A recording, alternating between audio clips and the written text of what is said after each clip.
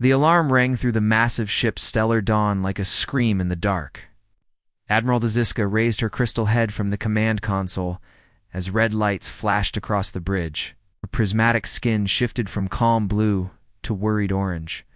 As the emergency signal grew stronger, "Report," she commanded in her musical voice that sounded like wind chimes in a storm. Commander Vex-9, one of the insect-like Vorthok, clicked his mandibles together.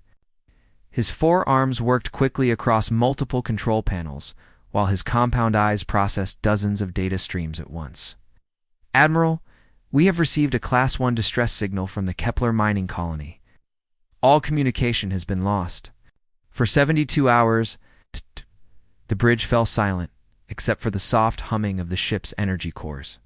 The Kepler colony was one of the most important mining operations in this sector of the galaxy. Over 1,500 beings from 12 different species worked there, extracting rare minerals that powered faster than light travel. "How many ships are responding?" Admiral Ziska asked, her skin now showing streaks of yellow concern. "3 fleets, Admiral," replied Dr. Shaluna from her water tank near the back of the bridge. The aquatic Nereids' tentacles swayed gently as she spoke. Through her translation device, "The Vorthok Collective has sent their best tactical unit. The Nereid Federation is sending medical and adaptation specialists. We are the command vessel." Admiral Ziska nodded. This was how the Galactic Council handled emergencies. The 3 most advanced species in known space would combine their strengths. The Zephyrians like herself could manipulate energy and matter with their crystal bodies. The Vorthok brought superior technology and hive mind coordination. The Nereids had mastered biological adaptation and could survive in almost any environment. Together, they had solved every crisis the galaxy had thrown at them for over 2,000 years. "Time to arrival?" the Admiral asked. 6 hours at maximum speed," Vex-9 replied. "Set course immediately. Send word to all vessels that we will coordinate rescue operations upon arrival." The journey to Kepler took them through 3 jump gates, each one bringing them closer to the edge of civilized space. As they traveled, more information trickled in through long-range sensors. The news was not good. The planet below the mining colony was experiencing massive geological instability. Volcanic eruptions had filled the atmosphere with toxic gases. The surface temperature had risen to over 200 degrees.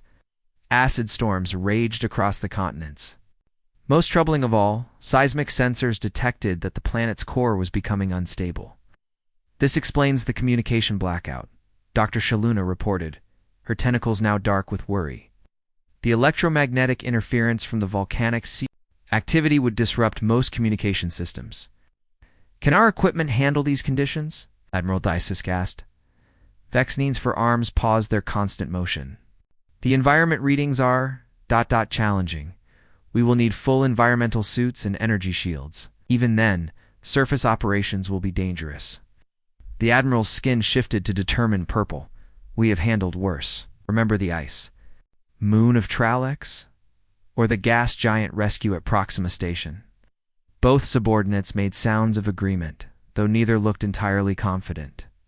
The truth was that none of them had ever seen environmental readings quite this extreme.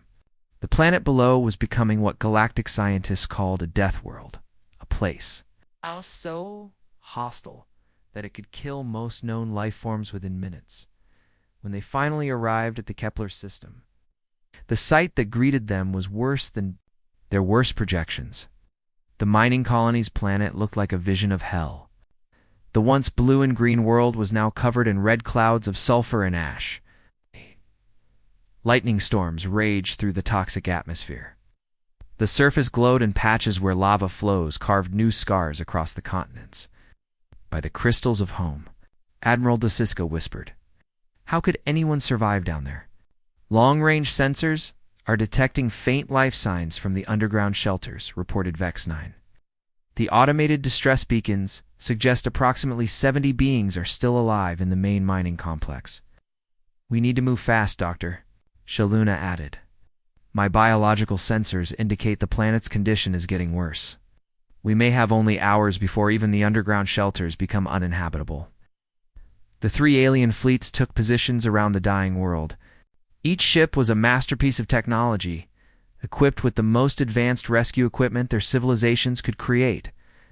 Energy manipulation devices that could carve through solid rock. Biological adaptation chambers that could modify any life form to survive hostile environments. Tactical coordination systems that could orchestrate rescue operations with precision measured in microseconds. Admiral Vaziska was preparing to order the first reconnaissance drones when her communications officer interrupted. "Admiral, we are receiving a transmission from an unknown vessel." "Unknown vessel?" She turned her crystal body toward the communication station. "Are there pirates in this system?" "No, Admiral. The vessel appears to be ... primitive, metal hull construction. Chemical propulsion. Basic energy systems. It's already in orbit around the planet." Every being on the bridge turned to look at their sensors. Sure enough, a small ship hung in space near the toxic world. It was unlike anything in their databases, crude by galactic standards, with none of the elegant curves or energy fields that marked advanced civilization. "Hail them, Admiral," Dicescott ordered. The response came immediately, crackling with static and interference. The voice that emerged was rough, speaking in a language their computers took several seconds to translate. "This is Captain Jake Morrison of the Earth vessel Frontier Scout. We've got survivors down there, and we're going in." Admiral Vaziska exchanged glances with her officers. Earth was barely in their databases, a small, unremarkable world on the edge of known space. These humans were newcomers to galactic civilization, with technology that was centuries behind the major powers. "Captain Morrison," she replied in her most diplomatic tone, "this is Admiral Vaziska of the Galactic Council Rescue Fleet. The planet below is experiencing extreme environmental hazards. Surface temperatures exceed 200 degrees. The atmosphere contains sulfuric compounds that will dissolve most materials. We advise you to maintain safe distance while we conduct rescue operations." There was a pause, filled with the crackling of electromagnetic interference from the planet below. Then Captain Morrison's voice came back, sounding almost amused. "With respect, Admiral, we've been handling situations like this since before. We left our homeworld. We'll see you on the surface." The transmission ended, leaving the alien bridge in stunned silence. Dr. Shaluna was the first to speak. Do they not understand the danger? Their primitive technology cannot possibly protect them in those conditions. Vexnine's mandibles clicked rapidly, a sign of confusion in his species. Perhaps they do not have accurate sensor readings. Their equipment may not be detecting the true severity of the environmental hazards. Admiral Deathworlders watched the primitive human ship begin its descent toward the hellish planet below. Contact them again. Explain that this is not a standard rescue situation. Make them understand that without proper environmental protection, they will die within minutes of reaching the surface. The communications officer tried repeatedly to reach the human vessel, but Captain Morrison did not respond. The little ship continued its suicidal dive toward the toxic atmosphere, its metal hull already beginning to heat up from friction and radiation. "Should we attempt to stop them?" asked Vexnine. Admiral Vaziska considered this. The Galactic Council had protocols about interfering with other species, even when they were making obviously fatal mistakes. But watching beings die needlessly went against everything she believed in. "Continue trying to contact them," she decided, "and prepare our rescue teams. We may need to save these humans along with the mining colony survivors." As the bridge crew watched in fascination and horror, the primitive Earth vessel disappeared into the roiling clouds of toxic gas that surrounded the dying world below. None of the advanced alien observers believed they would ever see it again. They were about to discover just how wrong they could be. The alien observers watched their screens in stunned silence as the human ship called Frontier Scout pushed deeper into the toxic atmosphere. Red warning lights flashed across every monitoring station on the 3 alien vessels. The readings they were seeing should have been impossible. "Surface temperature now at 230 degrees, reported Vexnine, his 4 arms moving rapidly across his control panels. "Atmospheric pressure is increasing beyond safe limits. Concentration in the air would dissolve our strongest hull materials in minutes." Admiral Ziska's crystal skin had turned a worried shade of deep orange. Their ship should be breaking apart by now. How are they still functioning? Doctors?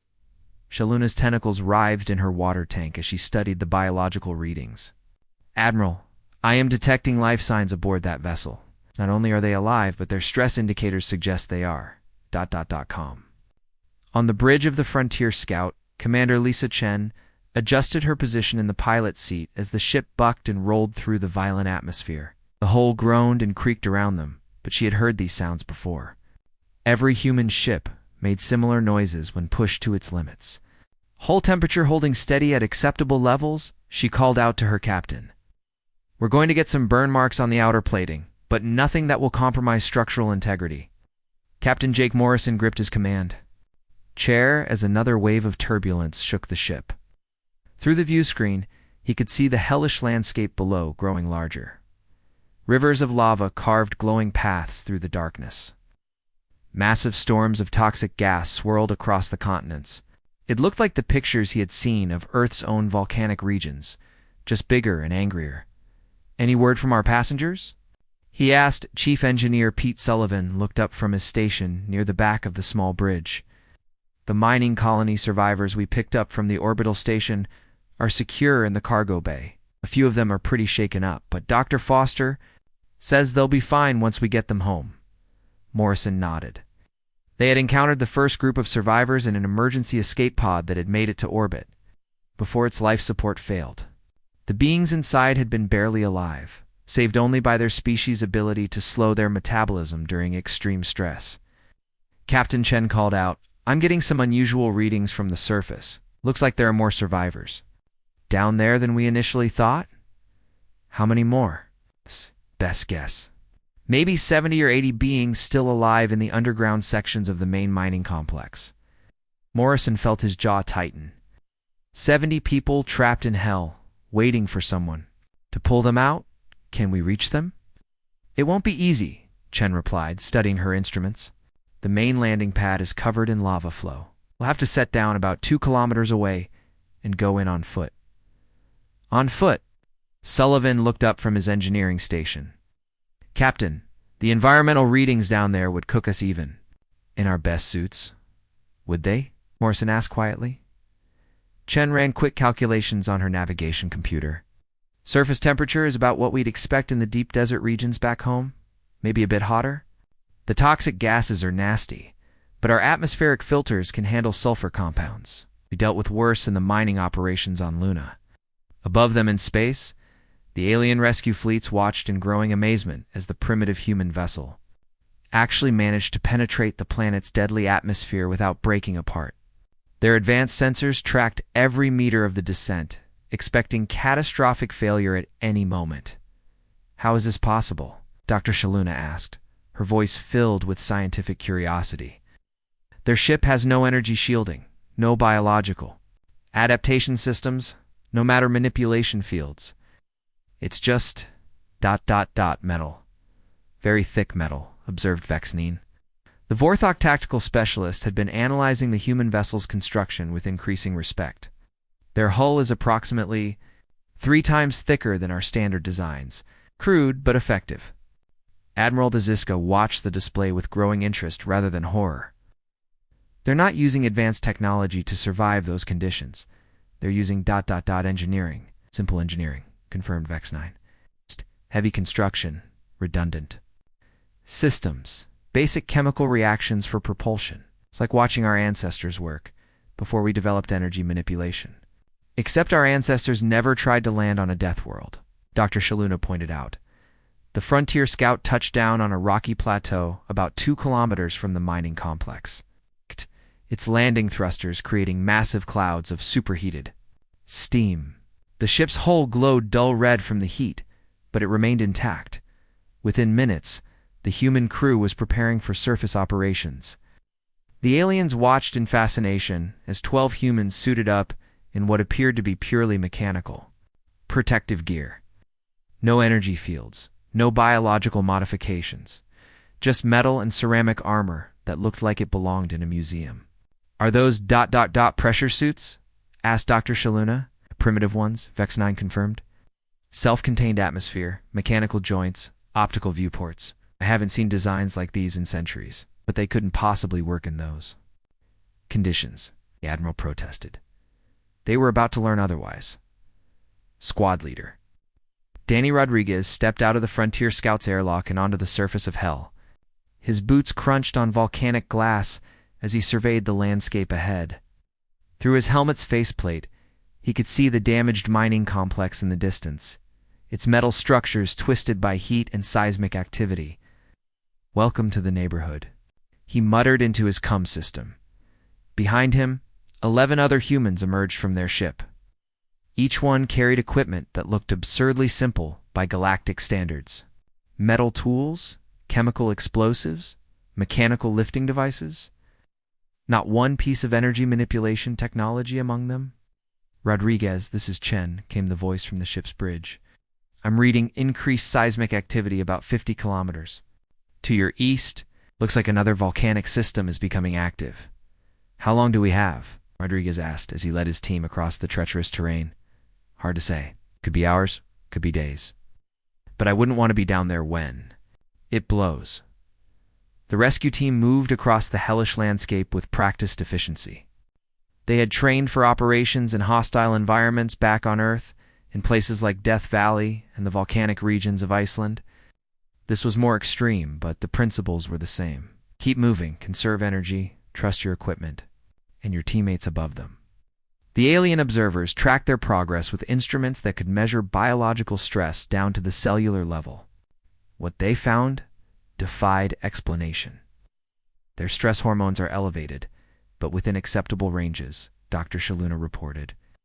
Heart rates increased, but steady. Brain activity patterns suggest concentration and determination rather than panic. Air. "Treating this like a routine operation, Admiral?" Thesiska said with amazement. "How is that possible?" Vexnine had been studying the human's homeworld in the Galactic database. What he found made his mandibles click with surprise.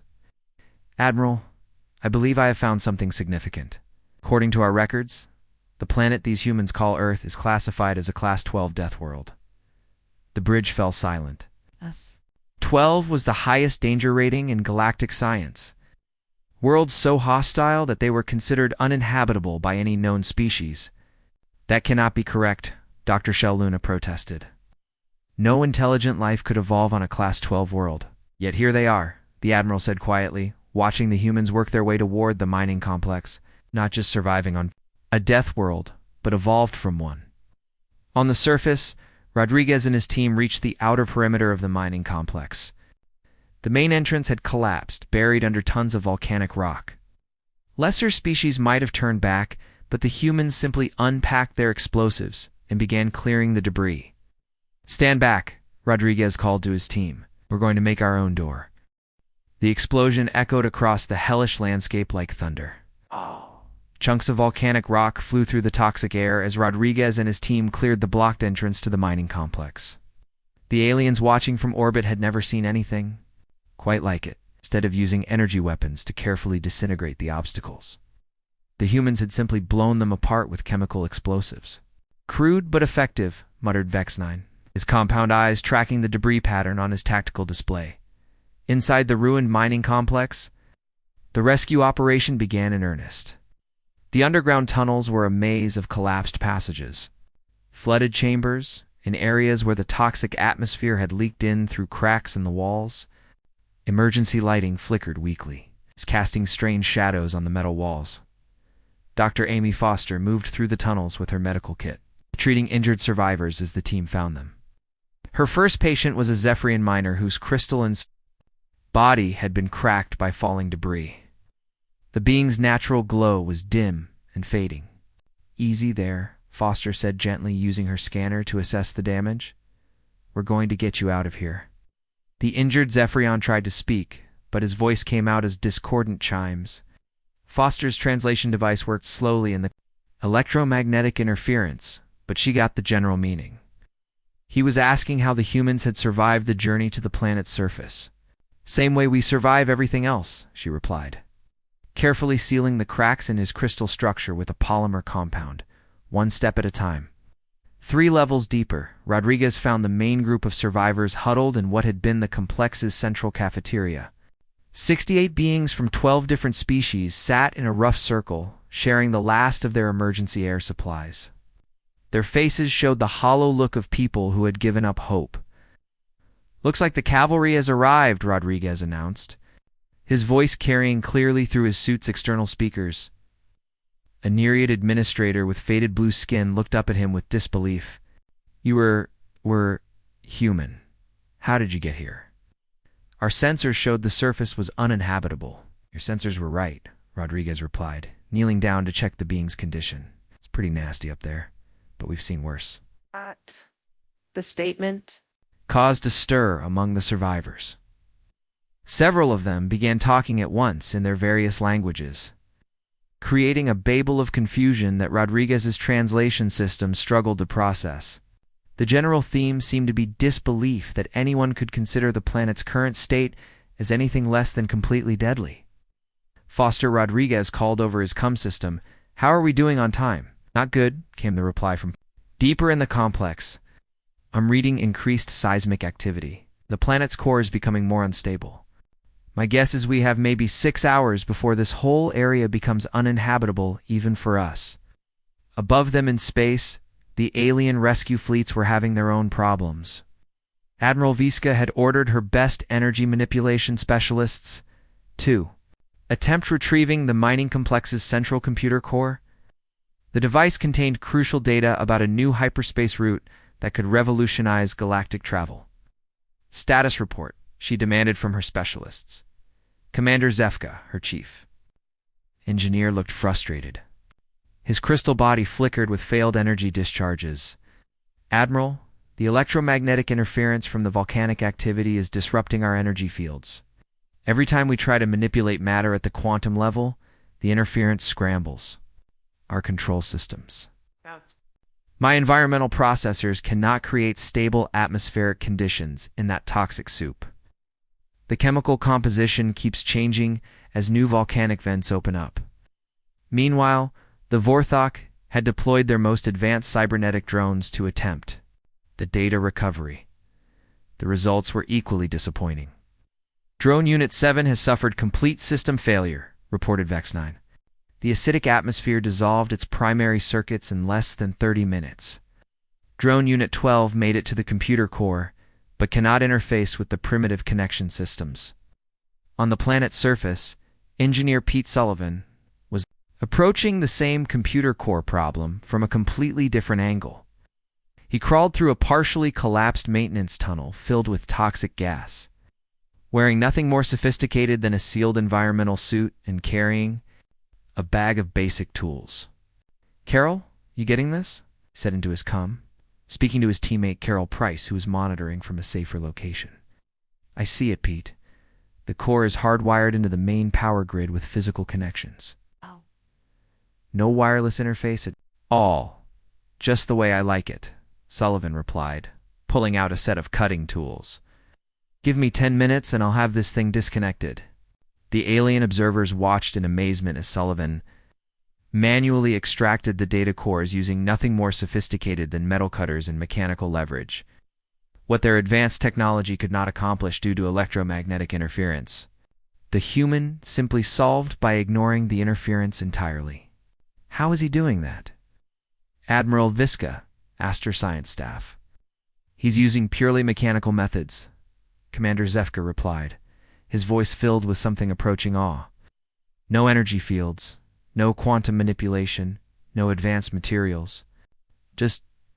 tools. Primitive tools," added Dr. Shaluna.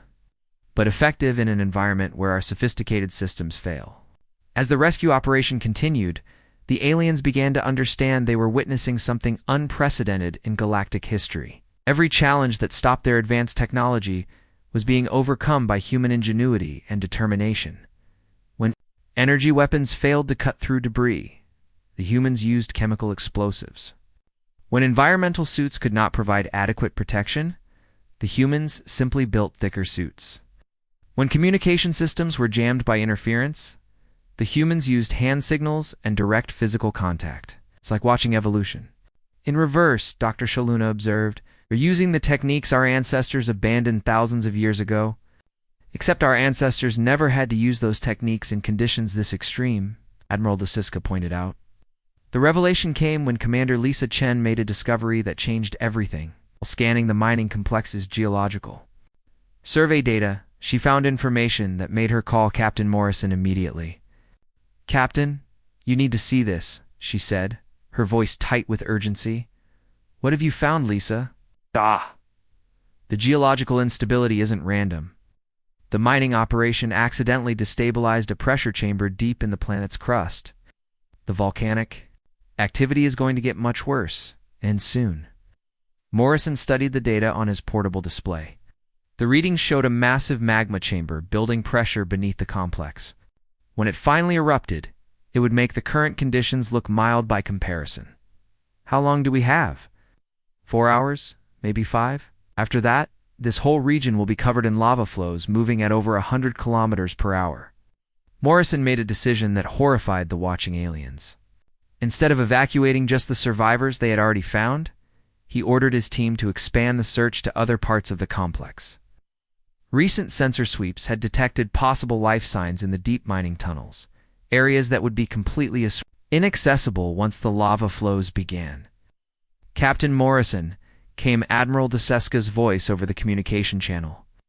"Our sensors confirm your geological assessment. You must evacuate immediately with the survivors you have already rescued." Morrison's response was characteristically direct. "Admiral, we appreciate your concern, but we don't leave people behind. Not ever. But the risk is too great. You could lose everyone, including those you've already saved." Maybe Morrison admitted. "But that's a risk we're willing to take. We didn't come this far to do half a job." The phrase sent a chill through the alien observers. They were witnessing a species that would risk everything they had already accomplished for the chance to save a few more lives. It was either the height of noble sacrifice or the depth of foolish recklessness. As they watched the humans disappear, deeper into the unstable mining complex, racing against time and geological forces that could destroy them all, the aliens began to understand that they were dealing with something entirely new in their experience. These were not just survivors from a death world. These were beings who had been forged by their hostile environment into something the galaxy had never seen before. The ground beneath the mining complex shuddered like a living thing in pain. Deep underground, Rodriguez and his team felt the vibrations. Through their boots as they searched the deepest tunnels for the last group of survivors, the planet was running out of time, and so were they. "Found them," called out Specialist Carol Price from the end of a collapsed tunnel. Her helmet light cut through the darkness, revealing a small group of beings huddled behind a makeshift barrier of mining equipment. "Looks like 12 survivors, but they're trapped behind a lot of debris." Rodriguez moved to her position and studied the situation. A ceiling collapse had blocked the tunnel with tons of twisted metal and rock. The survivors were alive in a small pocket of space, but getting them out would require moving obstacles that weighed more than their entire team combined. "Pete, what do you think?" Rodriguez asked his engineer. Sullivan crawled up beside them and examined the debris pile with his scanner. "The good news is that the structure is stable for now. The bad news is that we'd need heavy lifting equipment to move this stuff safely." "Which we don't have," Price pointed out. No, Rodriguez agreed, "but we have something else." Above them, on the Frontier Scout, Captain Morrison was coordinating the evacuation with his usual calm efficiency. The ship's cargo bay had been converted into a temporary refugee center with beings from 6 different species sharing the limited space. Chief Kelly Adams worked frantically to balance the life support systems as each species had different atmospheric requirements. "Captain came," Chen's voice from the bridge. "Seismic activity is increasing faster than predicted. The pressure chamber beneath us is building toward critical levels." Morrison checked his chronometer. They had been on the surface for 3 hours. The original estimate had given them 5 or 6 hours before the situation became completely unsurvivable. Now it looked like they had maybe 90 minutes. "Rodriguez, status report," Morrison called over the comm. "We found the last group, but they're trapped. Going to take some creative engineering to get them out." "How creative?" "The kind that might bring down what's left of this section of the complex." Morrison was quiet for a moment. "The safe choice." would be to evacuate with the survivors they had already rescued. 96 beings saved from certain death was a victory by any reasonable measure. But reasonable had never been humanity's strong point. "Do what you have to do," Morrison finally said. "We'll be ready for immediate departure." In space above, the dying planet, the alien rescue fleets, watched the human operation with growing amazement and horror. Their sophisticated sensors could track every movement, every decision, every desperate gamble the humans were making. "They're going to attempt to blast their way through the debris," reported Vex-9, his tactical analysis showing the humans positioning their remaining explosives. The structural damage could collapse the entire tunnel system. Admiral Ziska's crystal skin had turned a deep purple of concern. "They're risking the lives of everyone they've already saved for 12 more survivors." Dr. Shaluna's tentacles writhed in her tank as she processed the biological readings from the human team. "Their stress levels are elevated, but not in the pattern we would expect. They're not showing signs of panic or desperation." Right. Focused. "Focused on an impossible task," the Admiral replied. Deep in the mining complex, Rodriguez and his team prepared for the most dangerous operation of their careers. They had positioned shaped charges at key points in the debris pile, calculated to create a controlled collapse that would clear the tunnel without bringing down the ceiling. The mathematics were complex, the margin for error was tiny, and the consequences of failure were catastrophic. "Everyone ready?" Rodriguez asked over the comm. His team confirmed their positions. Each person had a specific job to do in the seconds. Following the explosion, speed and precision would be the difference between success and disaster. "Fire in the hole," Rodriguez announced, and triggered the charges. The explosion was smaller than their earlier demolition work, but in the confined space of the tunnel, it sounded like the end of the world. Dust and debris filled the air as chunks of metal and rock shifted and settled. For a terrifying moment, the ceiling groaned and threatened to collapse entirely. Then the dust began to clear, revealing a narrow passage through the debris pile. "Go, go, go," Rodriguez shouted, and his team moved. The rescued survivors were in poor condition. Several had been injured in the original tunnel collapse, and all were suffering from exposure to toxic gases that had leaked through the complex's damaged ventilation system. Dr. Foster worked quickly to stabilize the most critical cases, while the others helped move the survivors through the dangerous passage. "Tunnel's not stable," Sullivan reported as they worked. "We've got maybe 10 minutes before the whole thing comes down." They made it in 8 minutes, but only barely. As the last survivor was pulled to safety, a secondary collapse sealed the tunnel behind them. If they had been 30 seconds slower, everyone would have been trapped. The journey back to the surface was a race against time and geology. The planet's seismic activity was increasing with each passing minute. Lava flows were beginning to emerge from new volcanic vents across the region. The mining complex was literally melting around them as they evacuated. "Surface Team 2, Frontier Scout," Rodriguez called as they emerged from the complex. "We have all survivors accounted for. 108 souls ready for pickup." "Copy." "That," came Morrison's reply. "Bring them home." But getting home was going to be the hardest part of the mission. The Frontier Scout's cargo bay was now packed far beyond its designed capacity. Beings from 12 different species were crowded into a space meant for equipment storage. The ship's life support systems were struggling to provide adequate atmosphere.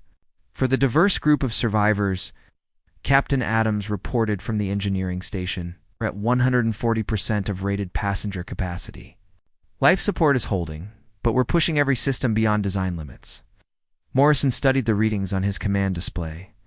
The ship could probably handle the overload for a short flight, but getting back to the nearest space station would take several hours, and they still had to get off the planet first. "Chen, what's our departure window?" "Good, Captain." "The electromagnetic interference from the volcanic activity is getting worse. It's going to make navigation challenging, and the atmospheric turbulence could tear us apart if we hit it wrong." Through the view screen, Morrison could see the hellish landscape around them changing by the minute. New lava flows were carving paths across the terrain. The sky was filled with ash clouds and lightning storms. The planet was literally dying beneath them. "Sir," came Chen's voice, tight with concern, I'm reading a massive pressure spike in the geological sensors. The main eruption is about to begin. Morrison made a decision that would have terrified any rational being in the galaxy. Instead of waiting for optimal conditions, he ordered immediate departure with an overloaded ship into the worst atmospheric conditions any of them had ever seen. All hands, prepare for emergency departure. Strap down anything that can move and hold on tight. The Frontier Scout's engines roared to life, fighting against the planet's increasing gravity fluctuations as tectonic plates shifted beneath them. The ship groaned and shuddered as it lifted off, its hull heating up from atmospheric friction and volcanic radiation. In space above, the alien observers watched in disbelief as the human vessel fought its way through conditions that should have been impossible to survive. Their own ships, with all their advanced technology, would not have attempted such a departure. Hull temperature approaching critical levels, reported Vexnine. Structural stress indicators are beyond safe parameters. Admiral, The primitive ships struggle against forces that could crush it like an insect. They're not going to make it. But somehow, impossibly, they did. 6 months after the Kepler rescue, the Galactic Council chambers had never seen anything like it. Representatives from over 300 species filled the massive assembly hall, their various forms creating a rainbow of colors and shapes that stretched from floor to ceiling. At the center of it all sat a single human in a simple blue uniform. Captain Jake Morrison looked small and ordinary compared to the alien beings around him. He had no crystal skin that could manipulate energy like the Zephyrians. He possessed no compound eyes and tactical computers like the Vorthok. His body could not adapt to different environments like the Nereids. He was just a man from a small planet that most of the galaxy had never heard of before. But everyone in that chamber knew his name now. The Council recognizes Admiral Dziska of the Zephyrian Crystal Empire, announced the session moderator, a tall being whose voice echoed through translation devices in hundreds of languages. Admiral Dziska rose from her position, or her crystal, body shifting to a formal silver color as she addressed the assembly. Honored representatives, 6 months ago, we witnessed something that has changed our understanding of what is possible. The Kepler rescue operation succeeded not because of advanced technology, but because of something we had forgotten existed. She paused, looking directly at Captain Morrison. Raw determination combined with the willingness to risk everything for others. Murmurs rippled through the assembly. Many species were still uncomfortable with the idea that primitive methods could succeed where their advanced science had failed. The humans accomplished what our 3 most powerful fleets could not, the Admiral continued. They rescued 108 survivors from conditions that our best scientists declared unsurvivable. They did this using technology that we would consider museum pieces. Commander Vex-9 stepped forward, his forearms moving in a formal gesture of respect that the Vorthok reserved for worthy opponents. The tactical analysis is clear. The humans succeeded because they approach problems differently than we do. Where we calculate probabilities and optimize for safety, they calculate necessity and optimize for results. Ow. Dr. Shaluna spoke from her mobile water tank, her tentacles weaving patterns of emphasis as she addressed the council. The biological implications are equally significant. These beings evolved on what we classify as a Class 12 death world. Their entire species has been shaped by constant environmental challenges that would eliminate most known life forms. Representative from the crystalline hegemony, a species known for their careful and logical approach to all problems, rose to speak. This is precisely why we should be concerned. A species that considers extreme risk to be normal behavior could destabilize the careful balance we have maintained for millennia. Other voices joined the debate. Some species argued that humans were too dangerous to join galactic civilization. Their willingness to ignore safety protocols and attempt impossible missions made them unpredictable variables in a universe that valued stability above all else. They saved lives that we could not save, countered a representative from the mining guild, whose members had been among those rescued from Kepler. How can we call that dangerous? Because they did not know it was impossible, replied the crystalline. Delegate. Ignorance is not courage. Next time. Their reckless methods might cause more harm than good. Captain Morrison had listened to the debate for hours without speaking. Now he stood up, and the entire assembly fell silent. When he spoke, his voice was calm and measured, carrying easily through the chamber's acoustics. "Honored representatives, you're right about one thing. We didn't know it was impossible. But even if we had known, we would have tried anyway." The statement sent ripples of surprise through the assembly. Most species would consider such an admission to be evidence of dangerous irrationality. Morrison continued, "You see where we come from?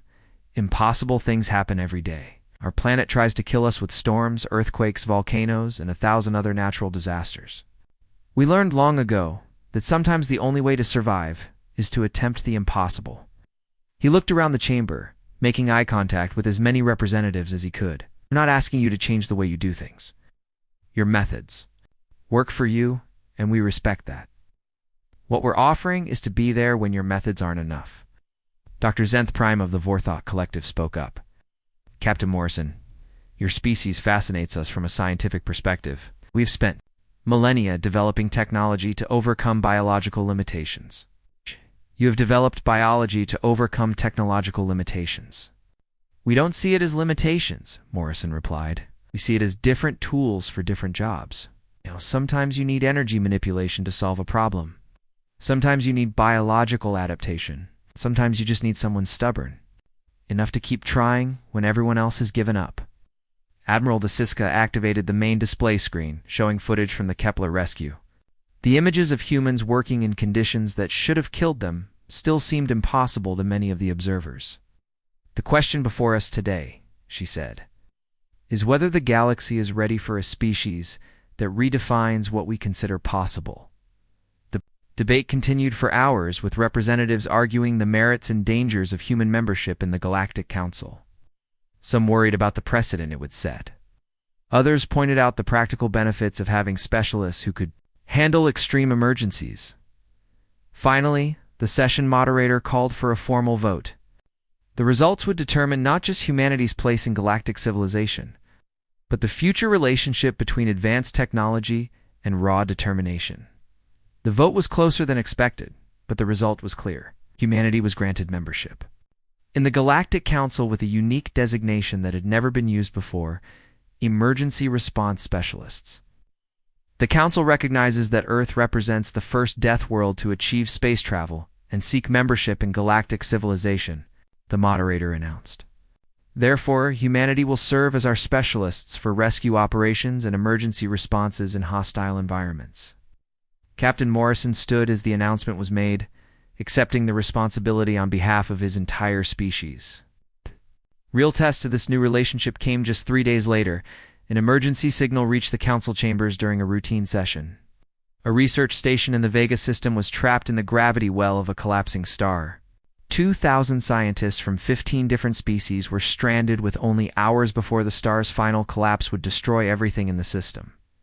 The major powers began calculating response times and rescue probabilities. The nearest Zephyrian fleet was 18 hours away. The Vorthok tactical units could arrive in 14 hours. The Nereid bioships might reach the system in 22 hours. All of their estimates were too slow. The research station would be destroyed long before any conventional rescue could arrive. Then a familiar voice crackled over the communication system. "Galactic Council. This is Captain Lisa Chen aboard the Earth vessel New Horizons. We're currently 3 hours from the Vega system. Permission to engage?"